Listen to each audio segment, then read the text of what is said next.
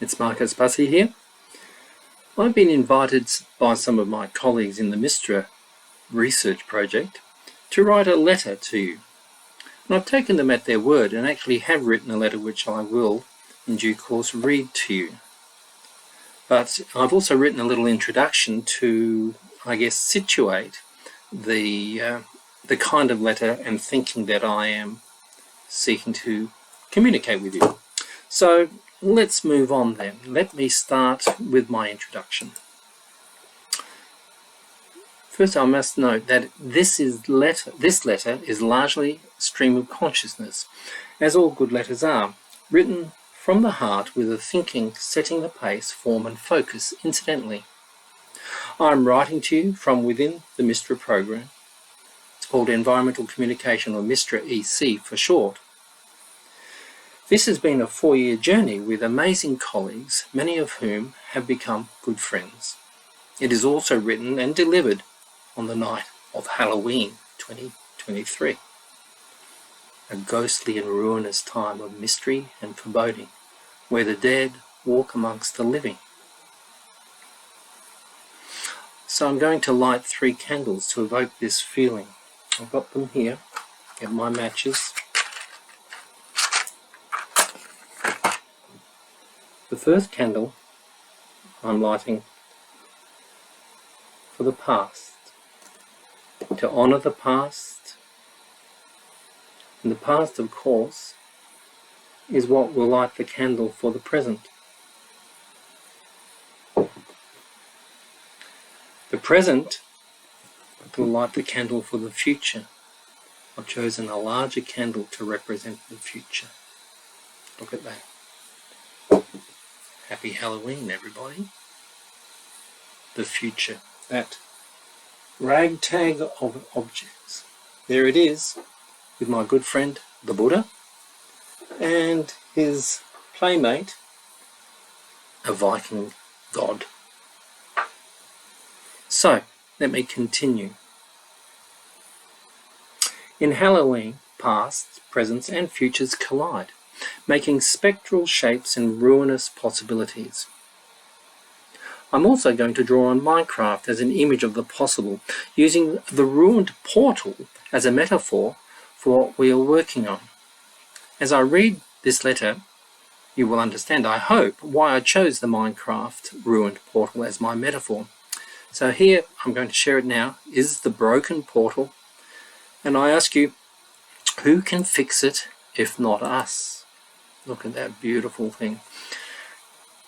Those of you who are Minecrafters will know it well.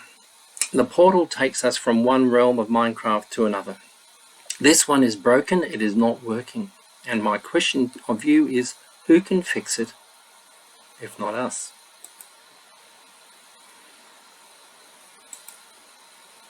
So, looking towards the future is a daunting thing. There are many worrying elements to our future. To communicate about and through these fears is the challenge we are working on in Mistra EC. To communicate is not just about language. In fact, language itself is way too slippery. Instead, it is about the feelings we hold, the assumptions we have, our mental habits, and the attachments also to a way of life that is passing. It is about sowing seeds also. So in conclusion, it is more about the imagination, in particular anticipatory imagination, and our human capacity to be imagination activists, and our emotions, than it is about skill development and policy advice. It is about that which sits at the very heart of our humanness. So without further ado, let me begin the letter proper, which I've entitled Epistle of an Obscure Man. Dear reader, just letting you know I've been contemplating the challenges we face as a species and as a global civilization. I am sure you're not surprised to hear that we have challenges. There is not a time in history when communities, individuals, and even civilizations have not faced down their own set of terrors. I was born a few years before the Cuban Missile Crisis, and the terror my parents exuded was palpable. Yet today, in the third decade of the 21st century, we have an interesting cocktail of challenges. As I contemplate these, I, being a historian and also a futurist, which of course is an odd combination, I am sensing the ruins of our civilization among the chaos, confusion and distress of our planet and its inhabitants, the human and the more than human. It is clear to me that we inhabit the ruins of the past as architectures of worn-out worldviews, cemented into our tangible strivings, such as the amazing cities we built over generations. There are also the ruins of dreams, such as a belief in the human ability to dominate and control this natural world and the human world too. These ruins, of course, are with us today as crumbling political systems, economies on the edge, megalomaniac billionaires who are like the Death Eaters of J.K. Rowling's imagination. We also have our beautiful natural world teetering on catastrophic change. We have war and pestilence. Now I'm sounding like Boccaccio from the calamitous 14th century facing down the plague. And I can see the looming fears as captured, for instance, by Hieronymus Bosch or Peter Bruegel the Elder, expressed through dark dystopian movies and novels and the broader social media. All conveyors of death, decline and ruinous visions of the future, or what remains of it.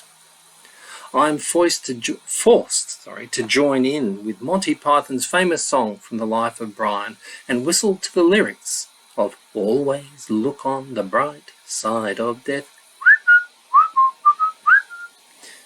So, I make the argument that as we move forward, we inhabit the ruins of the future. Ruins everywhere. I often see and feel that academics, artists, ecologists and social activists, along with that rabble-taggle of politicians, economists, social media influencers, are like tour guides to these ruins. My work could easily be described as such, but really, I'm a compulsive hacker of culture. I actually find it exhilarating to stand amongst ruins, real or imagined. Remember, we cannot separate the real from the subjective flows that we inhabit. Such is the wisdom of Yuval Noah Harari's imagined orders from his great book, Sapiens. But are we wise? Sapient? No. Are we creative? Yes. But, and this is the real question I wish to address in this epistle of an obscure man, it's how do we transform the litany of collapse and step into something remarkably new, and importantly, with as little collateral damage as possible? The answer must lie outside the so-called halls of power. They are too invested in the ruins of the past. They have no vision or stomach for a new world. As a hacker of culture, I trust to cultural processes that renew and reaffirm our humanity. We have lost so much of this via modernity. To hack is to exploit alternatives to a given logic or system. To hack is to reconfigure our tools in order to release new possibilities. I believe in the arts, in human creativity, and in our capacity for good. Am I naive? Yes, happily so.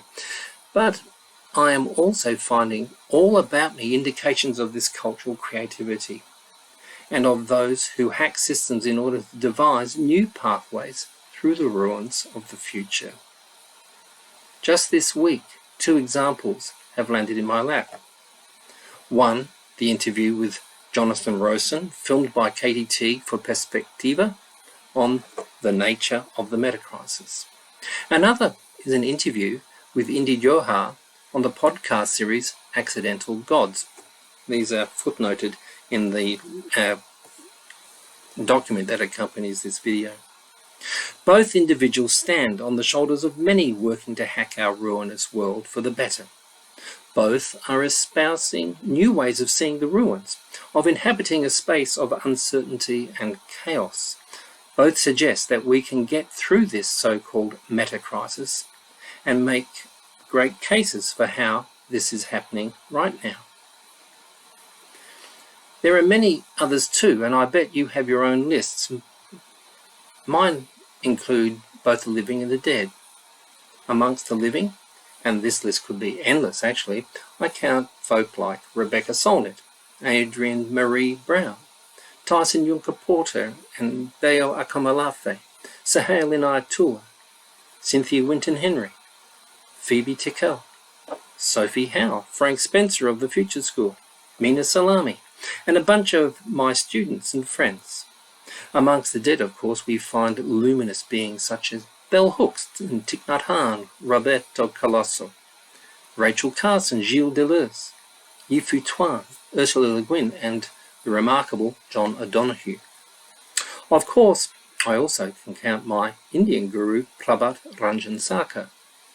I tell you, I have a very long list, and I'm not mentioning folk who do remarkable things at the very local level. So I am hopeful for humanity and our planet. The work I'm doing in Mistra EC also makes me hopeful. In so many ways, it is laying down the elements for resilient life-affirming futures. It is rethinking the ruins that we inhabit.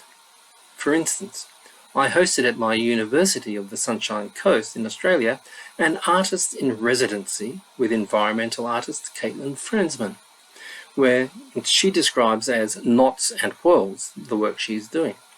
This was a wonderful engagement with the local past, the ruins you could say, and Caitlin's own personal story. The images and the thinking are spellbinding. Again, the link's at the bottom of this document. There is also my work in the Co-Creation Lab, which is playful and aimed at developing tools for hacking the dominant narratives that frame our reading of the ruins that we inhabit. In this work, Neil Powell, Tao Dog, Sana Baranin, Max Whitman, Eva Freeman, Stina Howe, and Sarah Holmgren, we develop games, explore the intimate and organic nature of carbon, work with people on the land in Honduras and elsewhere, and explore death technologies and emergent rituals, often through embodied practices. Finally, there is also a part of the Mistra Stage 1. Yes, there's a Stage 2 coming, an exciting artist residency led by Holly Kesey, which looks at how we map our realities and how we might hack the map. That's my language, not hers. The aim is to make an atlas that ties together elements of the Mistra project to date. As part of this process, I'm heading back to Sweden in November, a couple of weeks from now, to lead a workshop on the transect as a way of exploring our inhabited ruins and the role of the future's senses in understanding our relationships with pasts, presents, and futures. Yes, the plural here is intentional. So before I sign off, let's consider Minecraft again. In this image, I better share the image, hadn't I? In this image,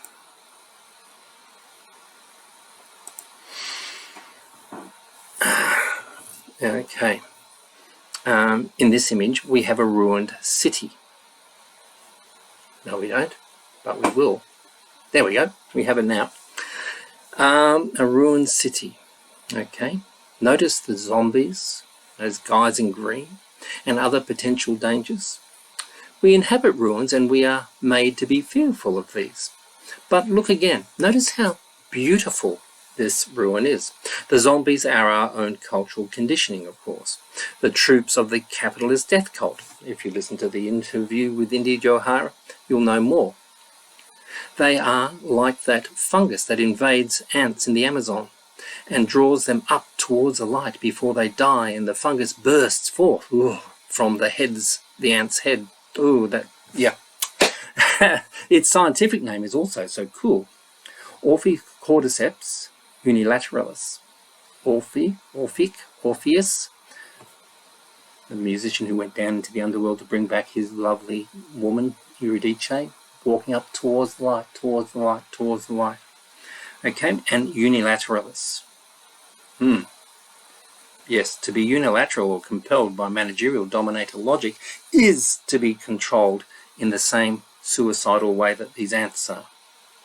Complexity and uncertainty and emergence need other tools, not the unilateral, not the managerial, not the dominator, to help us deal with these zombies so that the ruins of the future can transform into a new world. I'm messing that up, aren't I? Ding, ding, ding. So, dear reader, thanks for this opportunity to share these thoughts with you. Now I invite you to get up and go outside and find your own ruin. How does it speak to you? What does it say to you about the past, your present, and a possible future? Listen deep and slow. There is magic there for sure. Love to you all. Halloween blessings. Marcus.